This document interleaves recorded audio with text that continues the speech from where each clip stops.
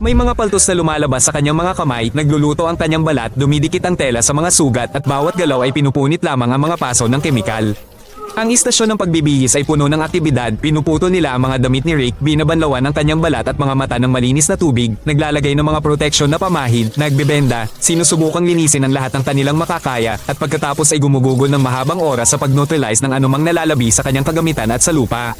Bakit nila ginawa ito? Sa sandaling iyon, nagyelo ang larangan, walang sino man ang maaaring manalo sa isang digmaan sa trinsera, at ang pamunuan ay naghahanap ng isang bagong paraan upang itulak ang kaaway palabas ng kanilang mga trinsera.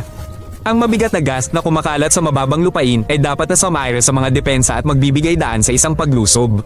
Nakatulong ang panahon, pinili nila ang isang oras na walang ulan at may tamang direksyon ng hangin dahil ang isang pagkakamali ay maaaring makapinsala sa kanila. Sa una ay nagulat ang kaaway at kinundena ang mga sandatang kemikal, ngunit hindi nagtagal ay sinimulan nilang gamitin ang mga ito mismo. Sa huli, 10,000 ang namatay dahil sa mga pag-atake ng gas at mahigit 1,000,000 ang nasugatan dahil sa paso, pagkabulag at sakit sa baga.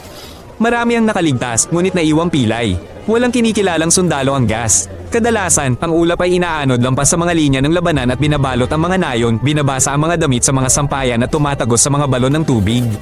Kalaunan ay ipinagbawal ang mga sandatang kemikal at ang pag-ataking naligtasan ni Rick ay naitala sa mga aklat ng kasaysayan bilang unang malawakang pag-ataking kemikal. Ang gas ay pinangalan ng Typewrite hango sa lungsod ng Ypres kung saan nangyari ang lahat. Dahan-daang kinaladkad si Rick sa isang stretcher, ang kanyang uniforme ay nasunog, ang kanyang mga talukap ng mata ay namamaga at ang kanyang mga braso ay nababalutan ng malagkit na benda. Naiintindihan niya na magkakaroon siya ng mga bangungot tungkol sa pag-ataking kemikal na ito sa mahabang panahon. Maniniwala sa kanya, hindi ito madali para sa kanya. Panoorin ang buong episode sa YouTube channel na ito si Rick.